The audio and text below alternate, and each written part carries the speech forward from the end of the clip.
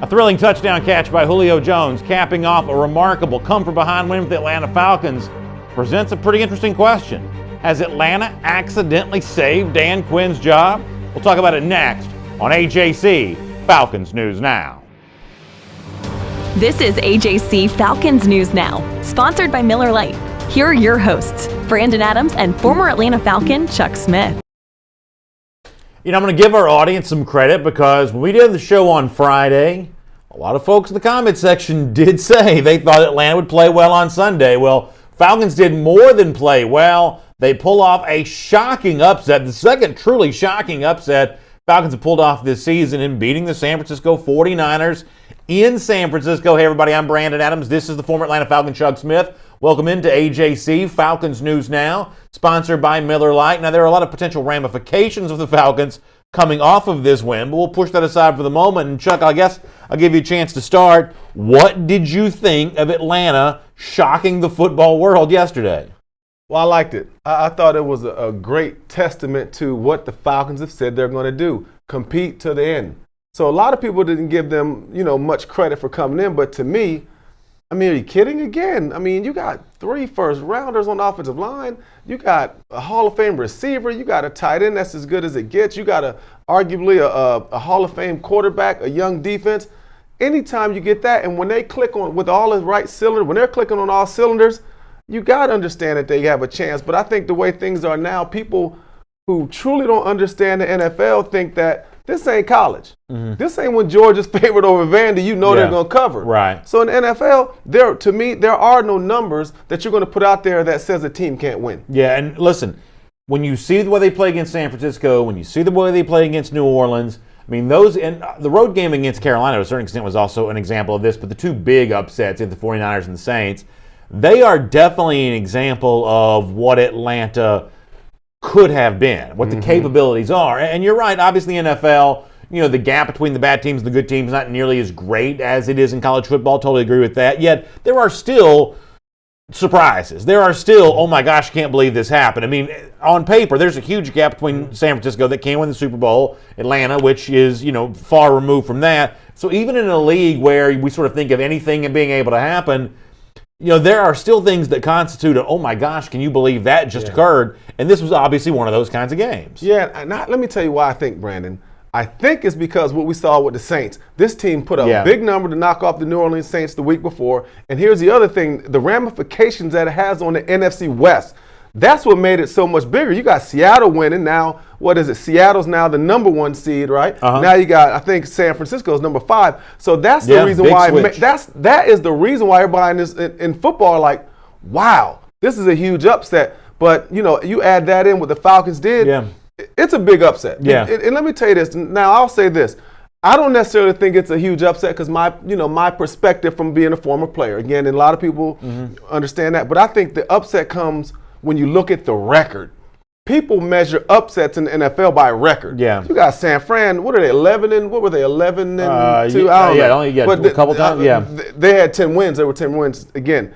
So that's where, the upset comes in. But when you look at it, the Falcons did a heck of a job, and San Fran looked flat. Yeah. But the Falcons also had contributed to that. It's AJC Falcons News Now. It's sponsored by Miller Lite, the official beer of the Atlanta Falcons. It tastes great. It's just 96 calories. I want to get a couple comments here on YouTube. Let me do Mom Spaghetti first. I'm going to get Iron Mike. Mom Spaghetti says, I'm not upset about the win. Hell, I love a win. I'd rather have a win than a high draft pick. A high draft pick does not mean you'll get a great player. So Mom Spaghetti says, I'll take the win over the draft positioning, meaning that you can build off a win like this. So I'll ask you, how does Atlanta build off this win? If the win on the road against the 49ers, shocking the world in the way in which it goes down, if that's a foundational piece, then how do you build off of it? Well, you build off of it, number one, because you're winning. You're trying to go out with a winning record. Yeah. I'm saying you're trying to go out on top when it comes to, from looking at what they did in the first half of the season to now, it's unbelievable. So when you win like this, everything just feels much better. And that's my thing as far as the players. You're feeling good, and that's how you build on it. Plus, when you look at some of the guys, look at Isaiah Oliver. Let's use him for a great example. You're building on it. Mm-hmm. We haven't heard about Isaiah missing tackles. Yeah. I watched him breaking up passes yesterday. So individuals are building, you know what I'm saying? You're starting to see Devondre Campbell playing better. Grady Jarrett's doing well. And look at Vic Beasley. Yeah. Vic Beasley, look what he's become, right? Now in the beginning, he couldn't play. Yeah. Now, right now, he's doing what? Because of his production, he's playing well. So, you got to evaluate it from the first half to second half. You understand what I'm saying? I totally agree. Listen, so that's how you build. I mean, they got some things that they're building on, and I think it's a good thing. The Beasley thing, I mean, I made the case that they should have cut him after the trade deadline. That's how useless that he had become, I thought, on the Falcons roster, and I thought it was important for Atlanta just to show some accountability for guys who were dogging it on the field, which I think you could have said about Vic Beasley at one point in time. Now, after a game like he has against San Francisco, I think he's at, 7 sacks in the season? Sacks. Yeah.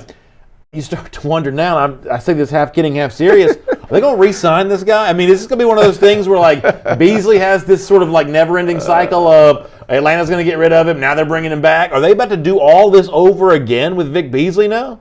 That's one of the biggest question marks that's going to be talked about from the Falcons during the offseason.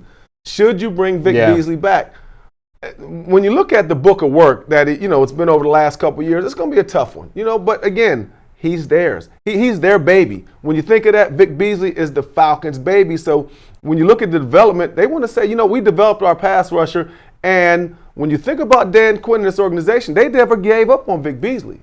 But right. I do see some small changes in Vic Beasley that has occurred, and I think it's paying dividends. Good to hear. Let me go to the other side of the ball for a moment, because Iron Mike says, and I totally agree with this, if you're looking for a true, unassailable positive to take out of the Falcons win, Iron Mike points it out. Offensive line play has been much better since Chris Lindstrom got back, and I believe that's true. Lindstrom looks like, for all the things you want to say about Atlanta's inability to find capable offensive linemen, the drafting of Chris Lindstrom looks like a real win right now for Atlanta. Injured for a large portion of the season, but since coming back from injury, he's played better. I think the offensive line has improved overall. I'm not telling you it's a magic wand that changes the entire fortune for the position group. That's not what I'm saying. But Lindstrom's return has made a big difference for Atlanta. I definitely agree with Mike on that. Well, I'm going to look at the last two games. And one of the when you see Atlanta's offensive line, the improvement, let me tell you the first thing that comes out, they're running the ball. Yeah. The Falcons were able to run the ball with success to keep San Francisco off balance yesterday. McGarry, did a really good job yesterday, I thought, on the offensive line, protecting. Lindstrom's doing a great job and opening up some holes. I really liked there was a couple times they showed when he was pulling, did a good job opening up some holes for the Falcons. But, give a lot of credit to offensive line. Matt Ryan, he took some hits. It's a big man battle, right? Yeah, you're going to take some hits, but overall, the Falcons did a solid job, and I thought they're getting better. Let me get some Facebook comments here for a moment. Jonathan Hanna on the subject of Dan Quinn's future. We'll talk more about that here in a moment. Jason Pezzo says they're going to keep Vic because they don't want to admit Thomas Dimitroff drafted a bust. And obviously, it is definitely true that when you made the big investment in the first-round pick, especially given who else you could have drafted there in that spot, he is going to get every chance to succeed. You know what I'm saying? There is a certain incentive to making Vic look like a player who's panned out. For Dimitroff's sake, for Quinn's sake, that's just a fact of life. He's going to get the extra look because of what it says about the personnel people who selected him and then sort of doubled down on him when they had a chance to get rid of him before. Oh, no question. but that's what you're supposed to do. When you're an organization, you want everybody rolling in the same direction about your player. Yeah. So when it comes to Vic Beasley, of course. But I totally understand it. Yeah. You know what I mean? Because let me just use myself. And a lot of people, you'll remember, I'm an old head, right? About to be 50 years old, about to be 50, right? And so on Saturday, look, there were 2 years where I did absolutely nothing. And there were times where people say, oh, Jerry, he's going to be a bust. Jerry Glanville, Ken Herrock during that day, but they stuck with me. Yeah. You know what I'm saying? They stuck with me. And then after that, the years became, a lot better. So I can understand, with the Falcons, trying to keep him. But I also understand this. I'm not in the building. There's an evaluation going on, Brandon, that none of us understand. None of us are privileged to be a part of. Right. You know what I mean? That's Q, that's TD. And they're looking at the market. Then they're looking at Vic's salary, looking at the salary cap, and deciding if he's to come back. Yeah. Now, this is my opinion. I'd like to see them develop a better concept for Vic, a better way of developing him. Mm-hmm. So if you keep him, it's got to be somebody in-house that can develop the move part of it. Okay. You're getting sacks. Some of the sacks against, I'm not questioning how you get them. Yeah. But I hope that in-house, if they were to ever bring Vic Beasley back, there has to be someone with pedigree that can come in and help the guys, because it defeats the purpose, because he still needs, there's still a development phase for him. James Flowers says that he doesn't believe that Beasley's a bust, just simply thinks the Falcons haven't used him as correctly as they should have over the years. John White kind of agrees with that. A few more comments here. Corey Carter says Lindstrom has brought some stability to the offensive line. He says he sees 4 out of the 5 offensive linemen who are either solid or showing potential. You can live with that. And I think that's probably true. I mean, I think that, Mack is still your guy at center. Obviously, Matthews, not the spectacular top 5 left tackle in the NFL, but not a guy you're looking to replace. McGarry, the experience he gets this year, something he'll use for the future. And Lindstrom feels like a solid, solution to one of the guard spots. So I think you want to feel optimistic about something moving into 2020. The potential that the Falcons' offensive line is not the abject weakness it was for most of the first half of this season. A healthy Chris Lindstrom at least gives you a chance to view that as a possibility and possibly a legit possibility. It's a 2-game evaluation for me, because I want to see this offensive line finish strong. I want to see the running game continue to develop, right? They've done that. Devontae Freeman, he's making some good runs, right? But you see the offensive line open up holes. So these next 2 games are going to say a lot, right? And this same group is pretty much going to be together next year. They got to figure out what Alex Mack. So one of the things I like about what's going on, it's the cohesiveness. Right. So I expect 4 of them to definitely be back, right? Yeah. I expect the tackles, both of them again, to be back, and possibly the 5th guy. So when you watch the Falcons the rest of the season, I want to see what they do, because when you win the game, everything looks good, right? So to me, I want to see them finish strong, and I wouldn't be surprised. Like I said, Falcons went out. From here, Q coming back. Martha Gordon Denmark says, and we'll talk about Quinn in a moment, she says, I'm taking the win and hope that our number 12 pick, we get a good defensive end since we think that Matt Ryan's the best in the league. So Martha kind of saying that, hey, the win may drop the Falcons down in the draft position a little bit, but we'll take that and just hope for the best with the pick the Falcons do get. It is at least fair to say, and I'm someone, and, just speaking as honestly as I can, I think that come April, a lot of Falcons fans are going to wish they had a higher draft pick. Are you happy today to beat the San Francisco 49ers?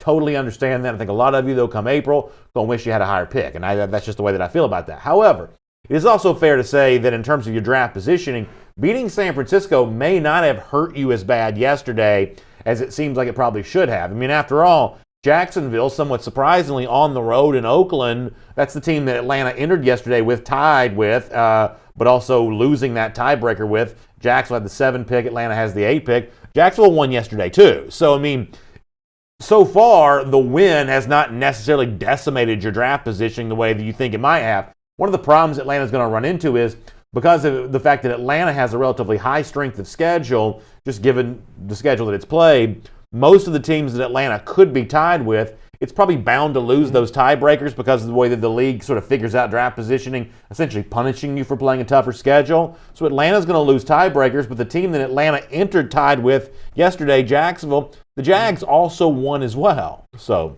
do what you will. I feel you, Brandon. You know what I like about you? You'll break down some analytics for a brother, right? I like it. Even though the Jacksonville, the number when we draft, you got me all. Hey, I ain't understand the lick up. Well, but I understand. It's all about our viewers. They'll break it down, right? Sure thing. So, what I see with the Falcons, we're talking about 12 and where we are right now.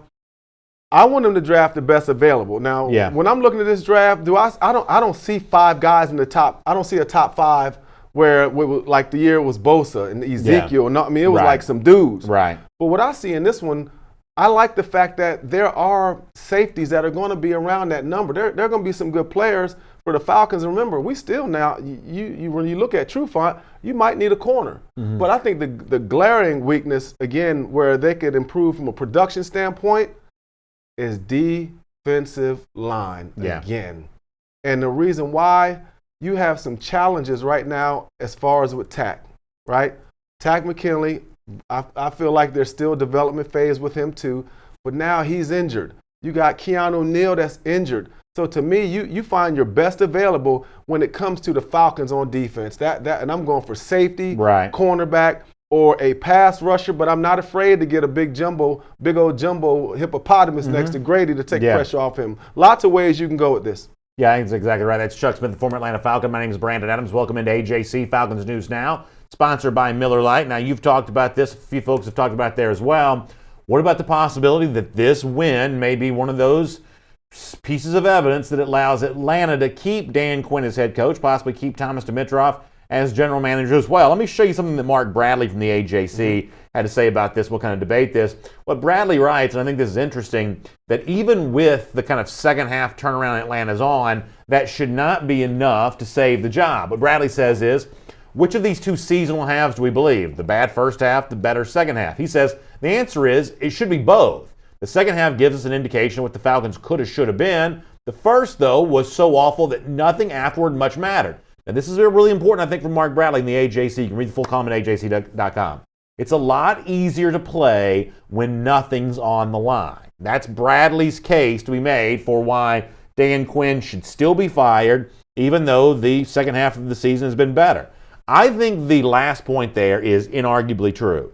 That much the same way Atlanta scored, I think, the most points of any team in the NFL in the fourth quarter, Atlanta has a way of doing a lot when it doesn't matter. When the game's already decided, Atlanta's firing back in a comeback position. When the season's already decided, Atlanta's rolling up their sleeves and fighting till the end. Unfortunately, there's another way to say fighting till the end.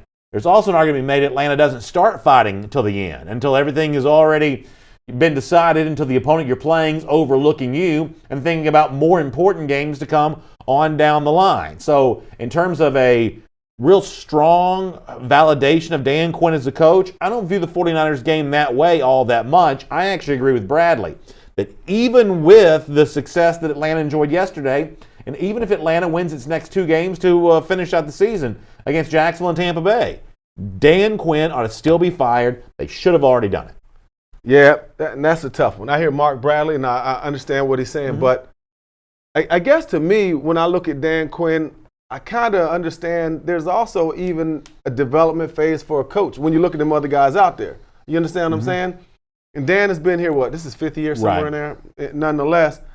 But I think when it comes to the evaluation, Arthur Blank, now we had that first quote he said, Arthur was looking for reasons to keep his coach that he ultimately believes in. I believe Arthur ultimately believes in him because they've done the research. You know, they've had some success when it comes to some draft picks under Dan Quinn. I just think that ultimately these last games will matter. And I think if he wins out, I think the Falcons are going to take a calculated risk that the public will just be a little bit mad, but we're going to come back next year and show everybody this guy's a great coach. I think if he keeps winning, I think Q's going to be back. There was an interesting article this morning at Monday Morning Quarterback, MMQB, Albert Breer, the writer, saying that he's actually hearing conflicting information on the coach that Atlanta might target in the event that Dan Quinn does lose his job. On the one hand, he says, and Breer's a pretty plugged-in guy, on the one hand, he says that he hears that there are some sources that indicate that Atlanta might actually be interested in Ron Rivera. We talked about the possibility of that the other day. I'm good on Ron. Riverboat Ron. I'm good on Ron. Totally agree with that. He also says that he's hearing other kind of contradictory rumors that Atlanta might be interested in an offensive-minded head coach, which I've been very clear. Yeah. That's the direction that I want to see the Falcons go. I want to see an offensive coach hired. One of the things he pointed out is it's actually been since Bobby Petrino, shudder to the thought at that name, but Atlanta hasn't hired an offensive-minded coach since it hired Bobby Petrino. Full decades worth of defensive-minded guys with Mike Smith and Dan Quinn. Then it might be time to kind of go back in the direction of offensive-minded guy. I just think that's what Atlanta needs to do. And I don't think that you ought to let garbage time wins fool you from what the larger objective of the organization ought to be, which is to get better. I can't imagine an off-season's worth of, hey, we're going to finally rally around Dan Quinn, and this time he's going to have it figured out on defense, whether it's calling the plays himself or hiring somebody else to do that or whatever, that somehow it's all going to fall into place right now. I don't know how you sell that over the course of an offseason. I just don't. They need some new life in the organization. I think it needs to be an offensive-minded guy. And I think that one of the things that ought to prevent Falcons fans from celebrating the win against the 49ers is the idea that it might turn into fool's gold in terms of what Dan Quinn's future is supposed to be. Now, Falcon fan, how are they not going to celebrate? I'm just telling you. I understand that, but you done had this sorry year. People are literally laughing at you across the country? And to me, I like it that the Falcons are doing pretty good. Now, when it comes to the coaches, I will say this. When you're looking at an offensive-minded coach, right? Last year was pretty good for the Rams and Sean McVay, the guru. Right now, he can't score no points. So when it comes to the Falcons, the guys we're looking at, and they're talking about looking at different coaches, I just believe that you got to look out there and say, is there someone better, right, than Dan Quinn? Are you going to go take a chance on the offensive guru? One of these guys, I don't know who it is, but who's out there. Are you going to take a chance on the college coach? But I will say this, and I will agree with you on one thing. The Falcons' best chance to get to the Super Bowl is putting up 30 points a game and having a defense that, that's somewhat bend, don't break, because you can't, there are too many open hole needs ultimately for this Falcons secondary to become Pittsburgh or become the Ravens. You know what I'm saying? Right. So I understand what you're saying about that. So I'm seeing some comments I wouldn't expect to see. Calvin Wilder says, if we hire a new offensive head coach, then we need to keep Dan Quinn as defensive coordinator. Now, this is to the extent that Calvin represents the larger audience overall, this is a huge change from where the comments were a couple of weeks ago with people saying, hey, the biggest problem you have is your defensive coordinator, which at the time was Dan Quinn. Are we really ready to say that this is a Falcons defense in the midst of a turnaround right now and that Quinn is proving that he is the defensive mind that you to just push the offense to the side for a moment, push the head coaching change potential to the side. As the architect of this defense, are we ready to say that Dan Quinn's doing a good job with that right now and that things have changed that much over the course of a season in which for a several week stretch, I think the one statement we heard over and over again in both our Facebook and YouTube comment sections is that the biggest problem was the way that Dan Quinn was running the defense. Have things really changed that much? Well, I'll say yes. I mean, you look at the defense when they've had success. Yesterday, the same San Francisco team on the road almost hit 50 points against the Saints. Yeah. The Falcons come into their home in San Francisco. What was it, Santa Clara? In San Francisco and hold them to, under 20 points. So to me, you got to give him some kind of credit, you know what I'm saying? But here's the thing. Dan Quinn is going to be held hostage about what happened in the first half. Yeah. But this is another thing why I like what Q did. He humbled himself and said, you know what, I'm not doing a good job. Let me get these other two guys to understand, to do it, to become the coordinators, right? So let me give you something to notice, Falcon fans. If you go back and watch the game yesterday, Q's not on the bench. In the first half of the season, when Dan Quinn was D coordinator, he was always doing what? You see him with the sheets, trying to figure out what's going on with the defense. Now Dan Quinn is a manager. He's working with the offense. He's working with the defense. I seen him come up and talk to Matt. I was watching him. So in the past, when he was a D coordinator, he was in the back. Now, this is what I don't want, though. Dan Quinn has learned, and if he hadn't learned, Dan's too smart for that. Now listen, Dan Quinn will never be the coordinator again. It shouldn't happen like that. Dan, the coaches are a game manager and help make sure everything goes smooth. And that's all they do. So I will tell you this, I am very surprised, even on YouTube, a lot more people pro Dan Quinn than I expect them to be. Let me get a few of these comments. Indicator lists say the Falcons play very well on the West Coast. That's a fact. Who you telling this to? The reigning California champion. You got to take a shot at me now. No, I'm not. That's good memories for a lot of us. The California Trophy was fun back in the Glanville era. But here's the problem. I came the year after the California Trophy. Oh, you were on that team? Okay, I didn't realize that. They beat us so bad. But you know what? They were mad about that. But Jerry was still talking smack when I got there. But you know what? There's some. It's just such an interesting situation with the Falcons. Remember we talked about this last week. I can't wait to see the talk that's going to happen. Yeah, for sure. Number one, when Dan Quinn puts himself in position to have the conversation. But it started with changing up on the defense and also no one's talking about this now. The Falcons were creative on offense yesterday. They were throwing now screens. They were throwing it deep. Matt Ryan was taking shots. So since Carolina, they were taking some deep shots downfield with Matt Ryan and some of the receivers and had some success. So now I watched an offense yesterday that was pretty creative now. I mean, they were throwing now screens, kind of screen. They were going deep and real quick. Like Julio, they had him inside the slot. Yeah. Nobody, y'all ain't talking about Julio in the slot, right? Yeah, he caught a post in the end that was huge, and you never see that. We're going to have more on Julio coming up here. Let me get a few more comments. Solution Sports says, it's a mystery as why Atlanta's biggest wins been on the road. Obviously the Saints and San Francisco on Sunday. We've looked atrocious at home. It is a good point. I'll even add that the performance against Carolina and Charlotte, that's a terrific performance for Atlanta as well. The best performance of the season have all come away from Atlanta, and having a chance to kind of, a Tennessee team who's pretty average, the way that you kind of got really handled by both Seattle and Los Angeles, at least for the entirety of the game, it is amazing how bad Atlanta has looked at home at times, given the fact they've gone into hostile road environments, really played pretty well. Because they don't have an advantage. It's not a home. Yeah. I mean, it's home field doesn't mean as much as it used to. You're right. It's our building, the Benz. But from a Falcons standpoint, this is not a super rowdy place. So to me, it's not one of those things like, wow, we lost at home. Yeah. But again, this NFL is different. It is different. Listen, all these dudes who play for the Falcons in the NFL, everybody says, well, yeah, we're playing on the road. These dudes, Julio done played in front of 80, 90,000. Yeah. All them guys play in the Pac-12, SEC, Big Ten. It's not a home field advantage. These guys been playing in front of big crowds, and what are they going to do? Flinch? Good point. No, man. That to me, home field advantage means absolutely nothing. But what I would like to see have them with at the Benz, I love to see Falcons show up. But there are some dynamics. There are some dynamics with the Atlanta Falcons and the tickets and the whole situation. You can lower hot dog prices, but if you ain't lowering, helping some of those folks that have been season ticket holders forever, you know what I'm saying? So there are some challenges, man, and I hate that the Falcons, the Benz is always empty, but it helps. If you win, it'll help the Benz become full. I'm going to get a couple more YouTube comments. I want to talk about Matt Ryan for a minute. Josiah ATL says, I believe that Dan Quinn should stay. The players are putting their best out there for him. They won that game for him. If we fire Quinn, we literally kill morale. We need to fire Dirk Koetter and get a better offensive coordinator. Cody Paul says something pretty similar. He says, y'all can't deny the players are going all in and giving everything they have for Quinn.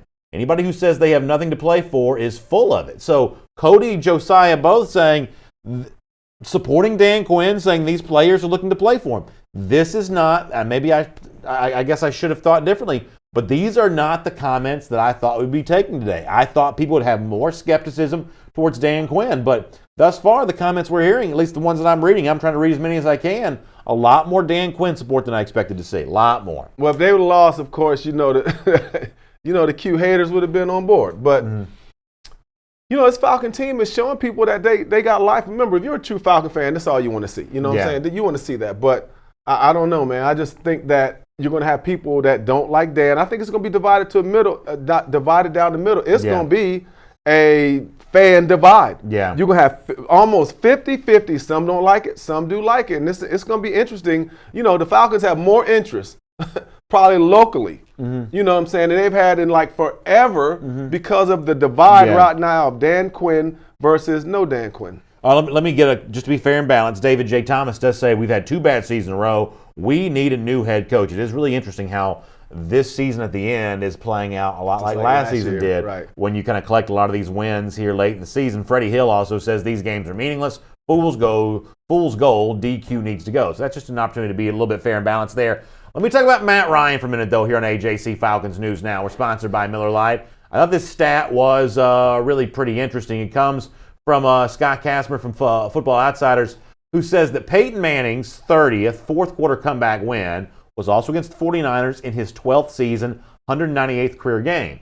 Matt Ryan's 30th fourth-quarter comeback win was the 49ers' 12th season in the 197th career game. Ryan, the third fastest to 30 fourth-quarter come-from-behind wins. That's Scott Kasmer from Football Outsiders who provides that information.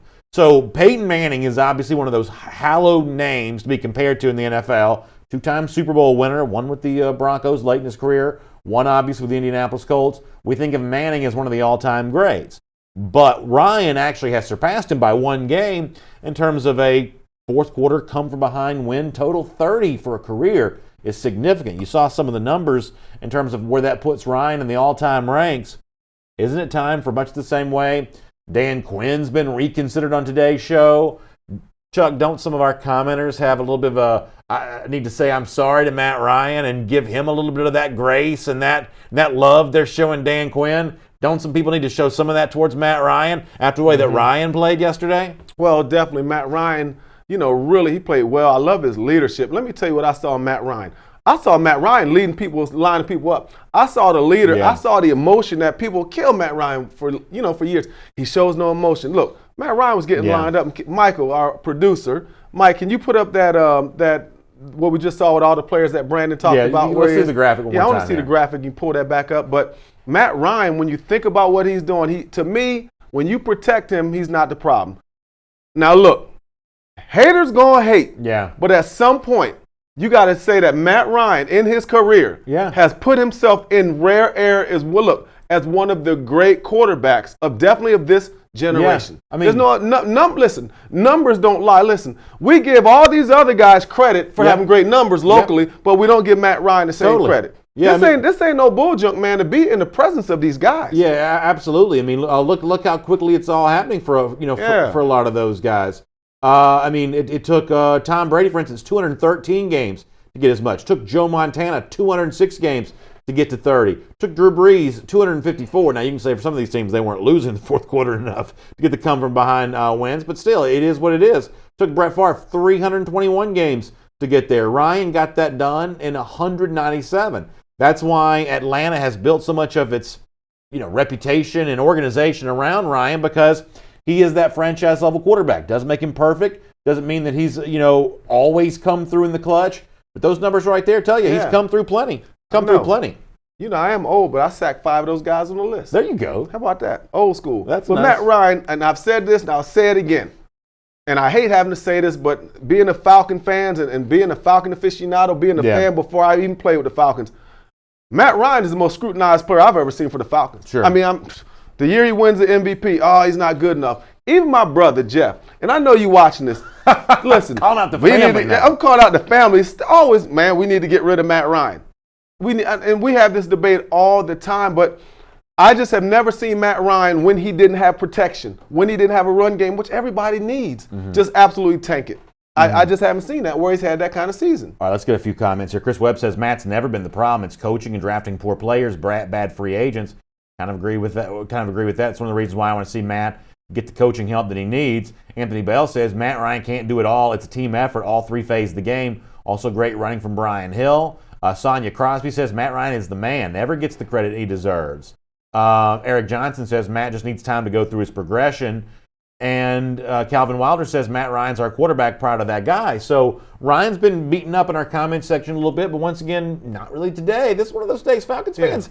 I don't know if it's the Christmas spirit or the fact that they saw their team with the 49ers. When you win, everything's people just happy. Yeah, I like to see that. When you win, everything's good. But you know what, real quick on Matt Ryan, I think what a lot of folks would always say, at one point, he didn't throw the deep ball. Okay? Yeah. He dispelled that notion, right? Oh, and then he don't run the ball. He runs the ball a little bit now. I mean, he's functional when he runs the ball. Oh, he's not a leader. Listen, I've heard so much about Matt Ryan, but here's one thing also, and this is what I want to say. Do you want Jameis Winston? Oh, he's the number one pick. Do you want Jameis Winston? Do you want who's the quarterback at with Carolina right now? Kyle Allen. Do you want Kyle Allen? No, I don't. You tell me. Right. So when you look at where Matt Ryan is, you gotta appreciate what you got. But this is what we got. You might as well roll with it. But to me now, continue. Okay, they're building an offensive line around him, right? They got a young line. You got to figure out if Brian Hill, Freeman, what's going to happen at running back. You got Julio, you got Ridley, you got to, pay Hooper. So I like where they're going with this, but until Matt Ryan, like everyone else, until he wins all the other quarterbacks, until he wins a Super Bowl. Right. I mean, people are going to always say those things, especially compared to the Saints. Drew Brees got one, Saints got one, we don't. Totally agree. And I guess here's my point on that, too. It's like, if you look to the future, no matter who the coach is, no matter who the GM is, and you said, okay, what's the simplest, most straightforward path Atlanta can walk down, kind of get back towards that possibility of being a Super Bowl contender again? The guy that you see on your screen, not me, the guy next to me, not Chuck either, I'm talking about Matt Ryan. It's that guy, it's Julio Jones, it's re-signing Austin Hooper. Those are the guys that ultimately you build this thing around. And Falcons are up against it from a salary cap standpoint. I just think you got to sort of ignore that right now and say, at this point in time, it is what it is. A very expensive team, trying to get better quickly. Not always an easy fix around the NFL, but you just got to sort of let it be what it is and go out there and continue to give this guy his weapons. Hope the investment you made in the offensive line works out well, because that's what people on both of our comment sections keep saying is one of the things that makes Ryan look better yesterday is the offensive line actually had a decent day. But your pathway forward for the next couple of years, regardless of the coaching situation and regardless of the GM situation, is hoping this nucleus of Ryan throwing to Julio, Ridley once he's healthy again, re-signing Austin Hooper.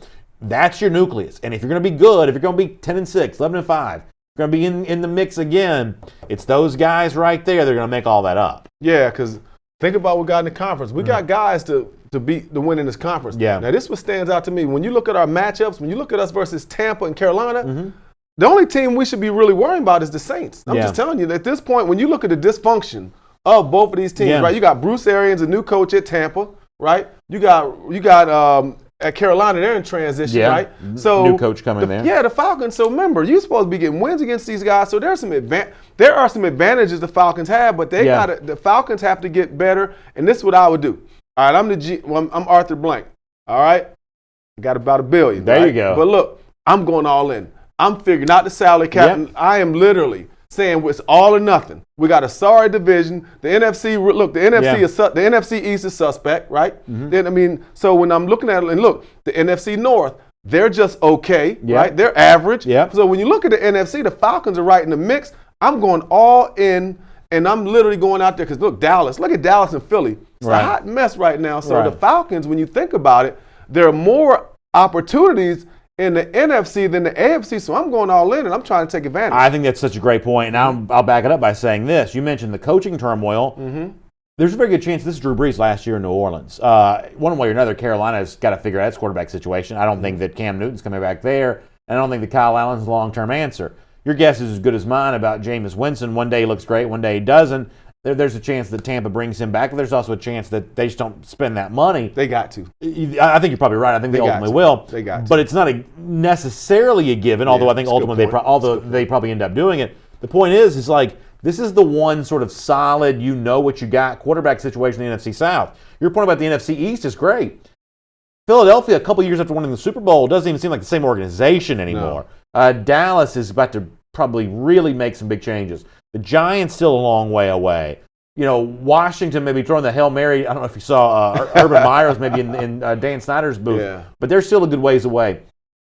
NFC West, a pretty deep division. I'll certainly grant you that. But this is one of those things where suddenly if you could have some fundamental pieces in place, you could actually take advantage of a few other NFC teams who are by no means any less solid than you are right now. No, any more solid, I should say. No, I agree. So like this, go all in. And then we've talked about this too. The Falcons, these guys are in their prime. I mean, if you keep Freeman, he is literally in his prime. You get Hooper, he's in his prime. Grady's in his prime. Vic is in his prime. Tack would be, he's kind of young in his prime. Sure. But you know what I mean?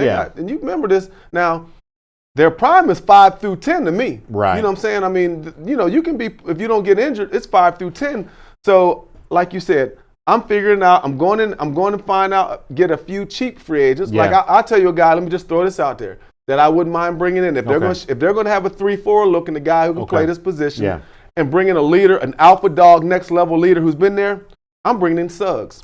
Wow. I'm bringing in and then, remember, this guy's a great teammate. I've been around him in Baltimore. I'm bringing in an old guy like that. Remember, it helped with Dwight Freeney, helped Vic Beasley a lot.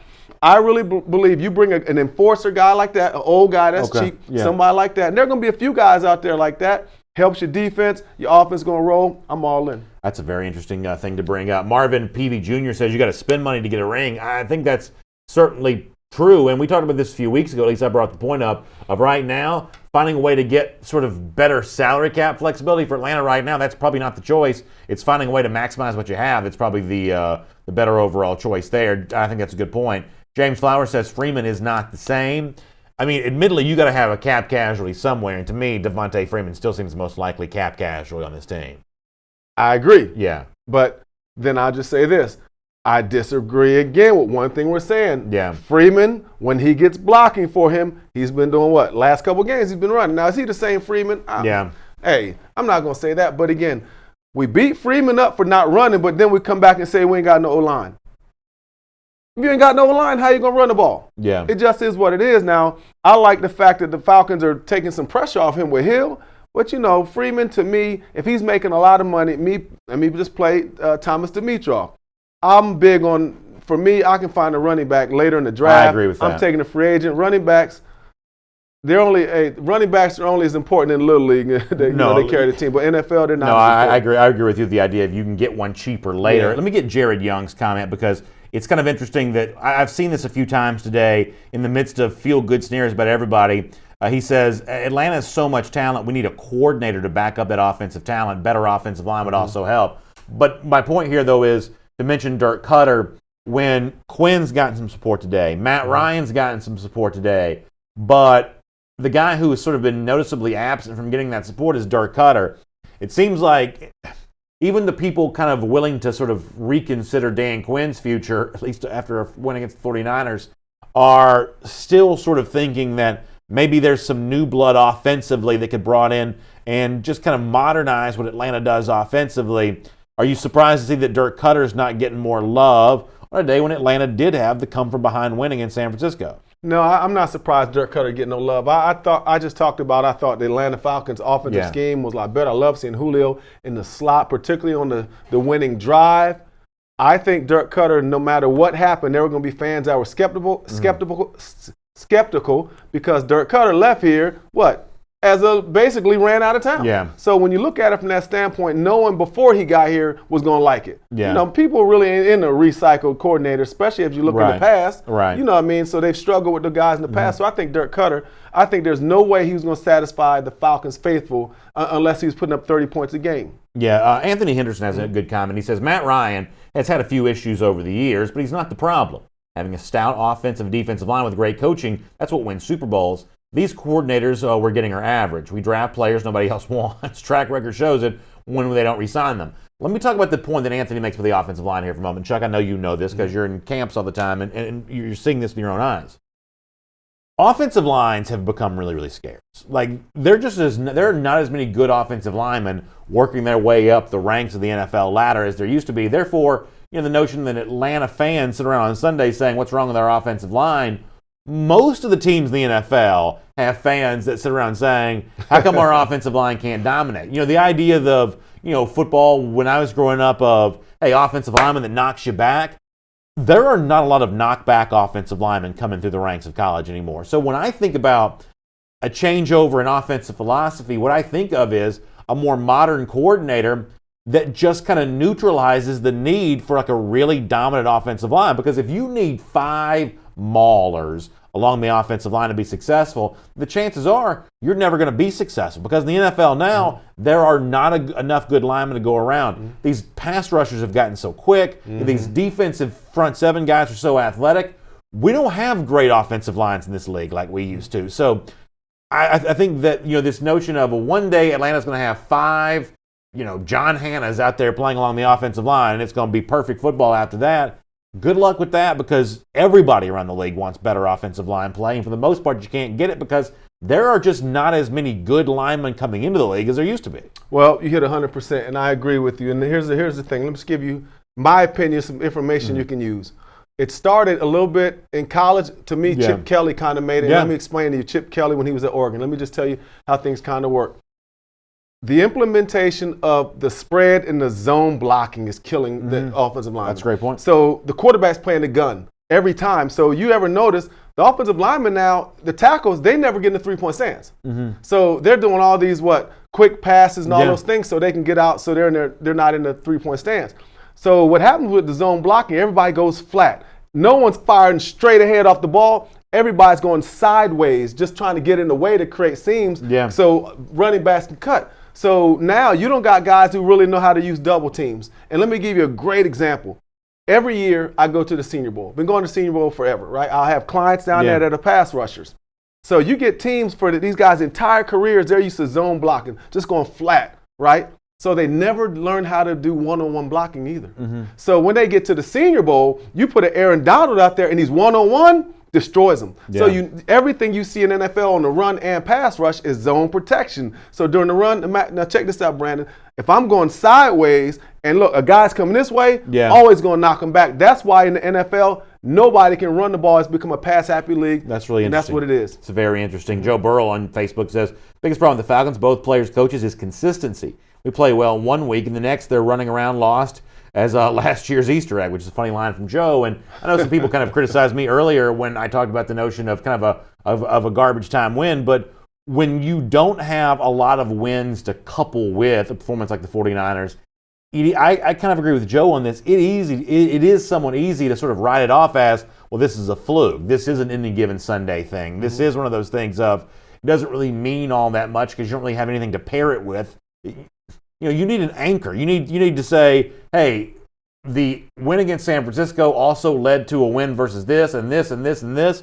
Atlanta does not have a lot of that kind of thing to show for this season. I agree with Joe on that. No, and you're right. I'll tell you this. The one thing I see is the Falcons, you know, they play a lot. This is the first game I've seen them truly play Well, New Orleans too, where, it was a team that clearly you figure they have an advantage and, they win. But I won't say this is a garbage win. I'll definitely say that Carolina was garbage. Yeah. I mean, Carolina's garbage, but then you see Carolina almost win yesterday. But from a player's perspective, a win is a win. Yeah. And I love it on Grady's on his Instagram. It's like, we won. That's good. You know what I mean? Those guys are celebrating. Well, anybody deserves to celebrate is Grady Jarrett. Grady Jarrett, as much as anybody in this league, Grady Jarrett puts it on the line every Sunday. As much as anybody deserves to celebrate, Grady Jarrett does as much as anybody in this league. Hey, I don't know if you noticed, there was a play when Grady, I think he got a personal foul on the quarterback. I don't know. It's awful call. I mean, awful call. I'm so sick of these calls. Right. But here's what I want to see if you notice. The next play, Grady came off so hard. I mean, I'm talking about like a rocket. That's I mean, Grady came off so hard and bam, knocked somebody back. That basically fueled Grady Jarrett to play even harder. No, that's great. I love the attitude. I love the way those guys played yesterday. Andrew Hamlin, by the way, on YouTube, very, very emphatic in his belief that Atlanta didn't gain anything by winning yesterday. It only kind of lost ground, so that thought is still out there as well. It's AJC Falcons News Now, sponsored by Miller Lite. Chuck Smith, the former Falcon. My name's Brandon Adams. Great to have you as a part of the program. Of course, we're sponsored by Miller Lite, the official beer of the Atlanta Falcons. It tastes great. It's just 96 calories. Also, I'll remind you this, that one of the best ways to stay in touch with what's going on with your Atlanta Falcons is by becoming an AJC subscriber. If you check out the website on your screen, subscribe.ajc.com/Falcons News Now. Once again, subscribe.ajc.com/Falcons News Now. Check out that website. Lots of different choices. Whether you want the daily e-paper sent to your device, you want 7-day home delivery, the paper in your hand to read right there in your house, always a great choice. Or if you want a combination of the two, the e-paper with Sunday home delivery, for instance. Lots of different options for you. And when you make your choice, as a special thank you to you, you get the officially branded Falcons cooler. As a special thank you, of course, the AJC proud partners of the Atlanta Falcons.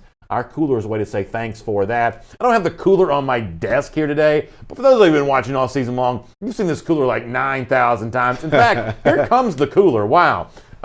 You have no idea how many days we start the show without the cooler. It miraculously shows up on the desk during the show. So here is the famous Falcons cooler. You should get yourself one of these coolers. Become an AJC subscriber. Subscribe.ajc.com/Falcons News Now. Huge way for us to say thank you to you for supporting the AJC, for getting your in-depth Falcons coverage. Become an AJC subscriber. Get the Falcons branded cooler. All right, let's talk about Julio Jones for a second, then we'll get more comments. So, big milestone for Julio Jones. And there every now and then, you kind of said this before too about Matt Ryan, when you see some of those guys who have fewer, or at least it took them longer to get their 30th come from behind fourth quarter win, you see, whoa, those are some big names. How about this for Julio Jones? Anytime you pass Jerry Rice on any list, big time. So Julio, let me see if I can do this correctly. So he yesterday passed Jerry Rice. Julio Jones is now the second most receiving yards in NFL history through his first 9 seasons. I believe it's Torrey Holt, the old Ram, who was very good there in the old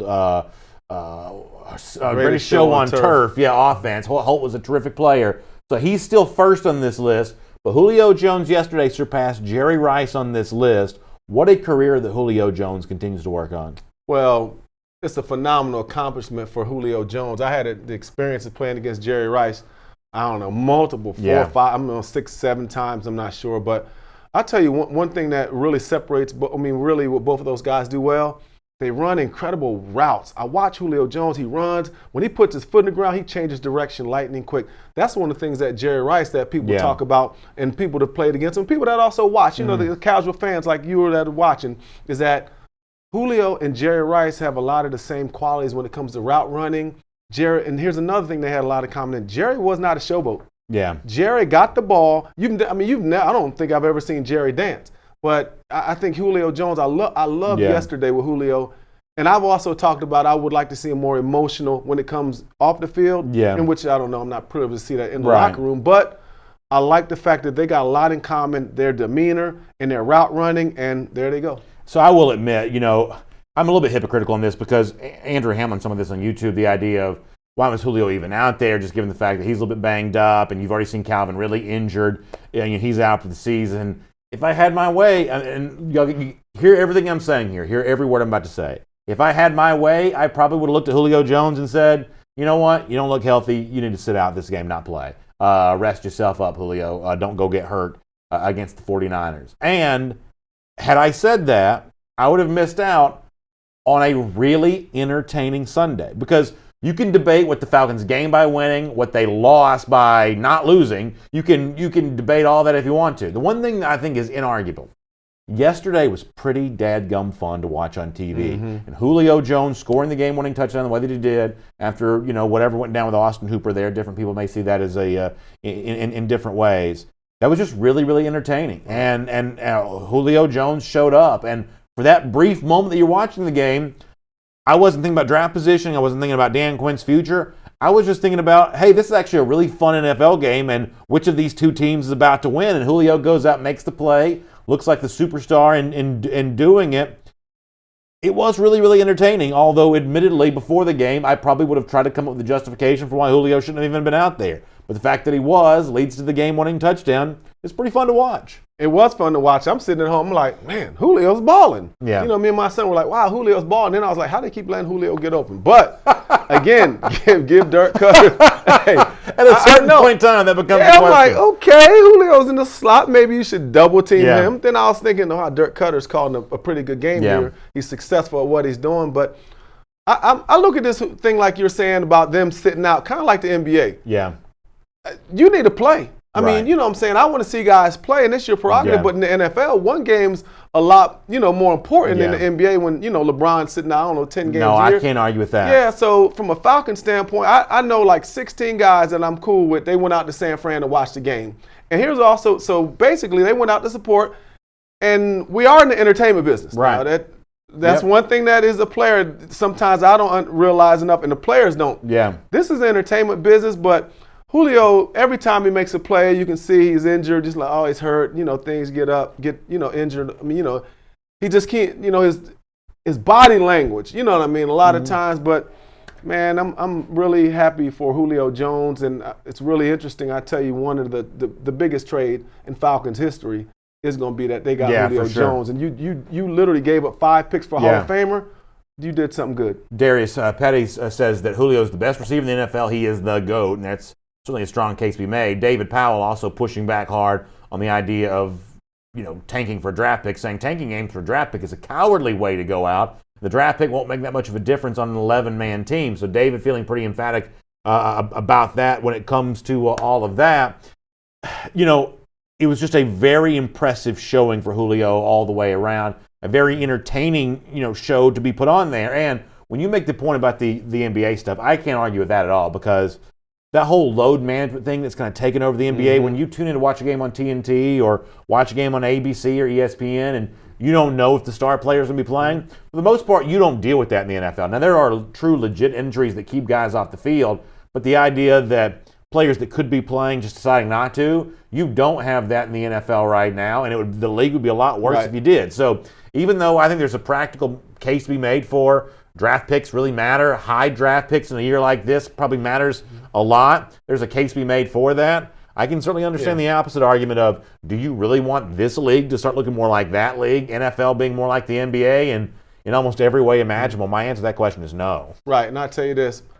I think if I'm the Baltimore Ravens, after we clinched, home field advantage throughout the playoffs, Lamar Jackson's down. Right. All the records and all that stuff's thrown out the window, and you'd like to hope that as a player, he's open to that. But, this is a stat-driven league, and he'll win the MVP. So, to me, no matter what happens right now, Jackson's the MVP. Yeah. So, like I said, I would, look at him not playing, and especially when he locks up home field advantage. AJC, Falcons News Now, sponsored by Miller Lite, the official beer of the Atlanta Falcons. It tastes great. It's just 96 calories. That is Chuck Smith. My name is Brandon Adams. One more point on the Falcons and San Francisco 49ers. I saw a lot of Falcons fans talking about this on Twitter. Kyle Shanahan, the 49ers coach, was very complimentary of Atlanta after the game, saying that he felt like the Falcons had outplayed and outcoached he and his staff. Should it make Falcons fans to feel better about everything involved with Kyle Shanahan? The fact that on this day, Shanahan pretty openly says, it kind of sucks to get outcoached, but I feel like we did. Does that make a Falcon fan feel better that Shanahan kind of took a knee to Quinn yesterday? Yeah, because whatever the Falcons did, it worked. So when you lose, the coaches, look, when you lose head coach is always going to take responsibility. Look at all the coaches take responsibility. Kirby took responsibility in the SEC championship. I mean, every coach at every level, high school coaches do it, and that's just kind of, you're the leader of this organization. That's just how it works. Now, I tell you something that was very interesting to me about Coach is that before the game, he came out and said, this is their Super Bowl. Yeah. I know what kind of guys they got. So look, he knew what kind of guys they have in the locker room. He knows their DNA. And that's the one thing I always fall back on. And I have a privilege to know Grady. I know Devondre. I know these guys. Now, whether they're making plays or not, or ultimately even Tack and Vic and all those guys, they're good enough to make the plays, but sometimes, you know what I'm saying? So that's what, at San Fran, they knew. He knew, this is their Super Bowl. So he said they're going to play hard. And then you throw in some of the guys are motivated to save Dan's job. That was they had some real motivation to go in there. You mentioned the breakdown of maybe not doing as good a job on Julio Jones they could have. The other thing that Shanahan's getting ripped for a little bit today is the decision to kick a field goal late, going up 5, as opposed to going for it on 4th down, converting, and salting in the way of the game. Listen, NFL coaches get this wrong all the time. Shanahan's not the only one to do that there. That your chances of winning go way up when you convert a 4th down to a 1st down and you don't give up the football. When you trade, a field goal lead for a little bit slightly less than a touchdown lead, you open the door up for Atlanta to win there. That's a pretty bad move for Shanahan all the way around. And in a year where Falcons fans have had to endure what a genius Shanahan is, media saying what a genius he is, and as a lot of people in our comment section are pointing out, he's the one that really cost Atlanta the Super Bowl. The fact that Shanahan wears the goat horns yesterday, I don't mean capital G, capital O, capital A, capital T. I mean the GOAT as in the one that gets blamed for the loss. The fact that Shanahan, you can point to a couple of areas in which he kind of got out coached yesterday. I think for a lot of Falcons fans, there's a little therapy to that. That's kind of therapeutic in a way. Yeah, it is. And when you think of one of the plays, the biggest play to me that really kind of things started going in the Falcons' favor, when Kittles, it was 3rd and 8, and he gets the ball, he catches it. He probably caught it about 6 yards. Then here's what? He wants to always run people over. Right. Kittle's always trying to run people over. Then he made a hard cut, and he fell down. Mm-hmm. He would have got the 1st down if somewhat of his, I mean, he's a tough sucker now. So when you look at it, there are a lot of opportunities at the end of that game where Frisco could have won the game. But the Falcons, again, took advantage of those opportunities. And this is what I felt. And I told my son this, and I ain't saying this because I'm on TV. Mm-hmm. I'll call Chucky up right now. Yeah. I said the Falcons are going to win. Listen, when I saw Julio, and then they threw Julio in the slot, what was it, 3rd and 8 or 9 again? They had Julio in the slot, 3 receivers to a side. Then Julio Jones, he ran a skinny post. And to me, that has a little bit about scheme. They out-schemed him when it came to that last drive. Listen, and you called it, but we had a lot of people, Solution Sports on YouTube saying it, a lot of folks on Facebook saying it on Friday. This was actually, you can go back and rewatch the show. Not me. I wasn't calling on Atlanta to win. I wasn't picking them to win. I thought Atlanta would get blown out. You can go back and rewatch the show. There were a lot of people on this show on Friday that were going into the game giving Atlanta a pretty good shot, and it worked out to the tune of a Falcons win. So this is not one of those deals where Falcons fans are, totally Monday morning quarterbacking this deal. There were a lot of folks saying that they thought they were going to catch them napping on Friday. Because the Falcons came out of the Carolina game playing pretty well. So, again, the one thing I will say that a lot of people, they are fans of the Falcons. But everybody on every channel, everybody was saying it's a trap game. Yeah. Literally. Right. And so it didn't surprise me because the Falcons, again, really had nothing to lose. They were, the biggest underdog almost this season or something like that. Falcons had nothing to lose. But give them credit again. These players could tuck tail and literally, shut it down. But they're playing hard. But to me, the interesting part comes now. Yeah. You're rolling. You've won 2 in a row. You've, been doing pretty good the second half of the season. Can you finish strong? And I want to come on the show. I just want to hear the conversation. Yeah. Because, again, this is a divide. Like I told you, in my own family, it's a divide. So I already know in a lot of people's families, people are divided when it comes to Dan Quinn, yay or nay. Jacksonville at home this weekend, on the road at Tampa to close it out. Chuck's brought a really cool thing in from his career, and it could not be more appropriate for today. We'll show you that coming out. Before that, though, let's celebrate, or I should say celebrate. Let's look into a few of the things that happened around Week 15 in the NFL. Seattle, as you mentioned before, by beating Carolina, they move into the number 1 seed position right now. after taking care of the Panthers yesterday. New England 34-13 over Cincinnati. Any revenge factor there for the fact that Spygate 2 popped up last week? The Patriots taking that out on the Bengals a little bit? Yeah, I think so. I mean, Gilmore, the cornerback, I mean, to me, he's the defensive player of the year. You may be right. Tampa all of a sudden has really, you talk about strong finishes. Beat Detroit yesterday. Tampa very quietly has actually had a pretty good run here as of late. Green Bay beat Chicago 21-13. In the snow, the Chiefs handled the Broncos 23-3. Giants 36-20 over Miami. Is that Eli's I think it may be, you very well may be right about that. This could be the end for Eli Manning, at least in a Giants uniform. Surprise out of the AFC South. Just when you think you have this division figured out. Tennessee hosting Houston yesterday, but the Texans go on the road and beat the Titans. The Texans now back in first place in the AFC South after it looked like Tennessee really had some things figured out. Pretty surprising result there. Yeah, it is. Tennessee's done pretty well, down the stretch. But to me, man, this Texans team, it just all depends on their defense. They lost J.J. Watt. They played well.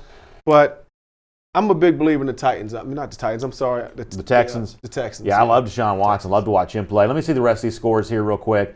I mentioned before, Urban Meyer seen in Washington yesterday. Eagles beat the Redskins 37-27.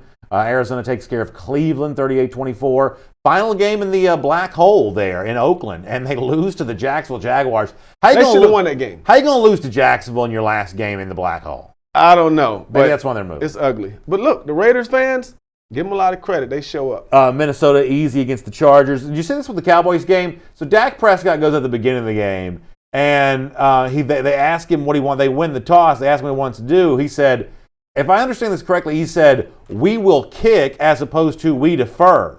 So the way the complicated rule is, when you defer the second half, you're deferring your choice. Right. And so it ended up that Dallas had to kick off to start both halves yesterday. Now, there's also some audio coming out now that maybe says that Prescott did not say that he actually did defer the choice. But Dallas actually kicked off to start both those halves yesterday, although it did not hurt them against the Rams. Buffalo, 10 wins. Are they 10 wins now? Buffalo, man. Yeah. They're in the playoffs. Tomlin's still done a great job with the Steelers. And then tonight, it's Indianapolis and New Orleans. So another interesting Sunday around the National Football League. Yeah, it is. And when you look at Buffalo, to me, Buffalo's the story of the NFL. Yeah, I really love what the Bills are doing. The Bills, it's going to be interesting when they play New England here pretty soon. Oh, yeah, I think so, too. I definitely have my eye on that game in a big way. Something else I have my eye on here on AJC Falcons News Now, sponsored by Miller Lite. On a day in which Atlanta is celebrating a win against the San Francisco 49ers, it only seems appropriate to go back and look at a great moment from Falcons versus 49ers in the past, including, as Chuck told you earlier, getting some sacks against some big-time quarterbacks. Well, I wish I had a slide. It is big. I wish I had a slide or something. Hold up. Get this right here, Look at Mike. that thing. I wish I had a slide or something like that, but this was in NFC semifinals. Yeah, this is the divisional round game from '98. Yep. So we had a big pretty win good, for Atlanta. big win. I was chasing Steve. I got him a few times. Look how worried Steve Young looks. And look at He's that. like, I can feel him coming right on top of me. Yeah. Here. So this was just another day. Steve Young, one of the great competitors that I always went against with the Niners, and this was a dynasty. Niners. We kind of broke the dynasty, and they were pretty much never the same after that. Yeah. So '98. How this game took place was Atlanta obviously had the bye. San Francisco had won the week before against Green Bay.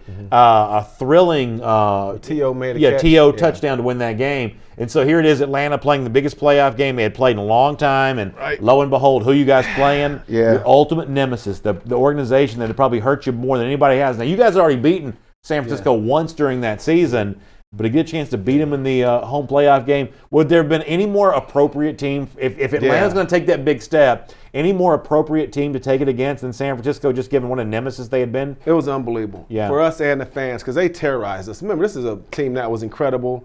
Jerry Rice, Steve Young, but I'll tell you this.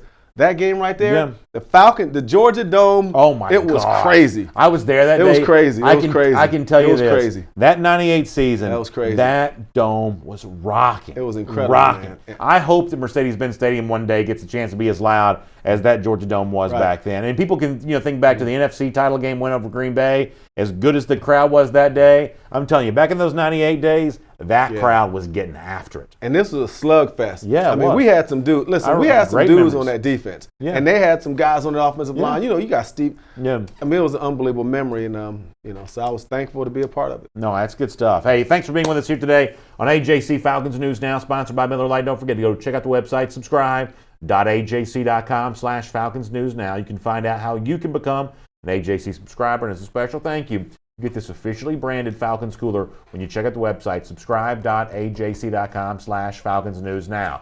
Falcons got a couple games left, getting ready for Jacksonville this upcoming weekend, and they're about to win out. A lot to figure out about this future. Back.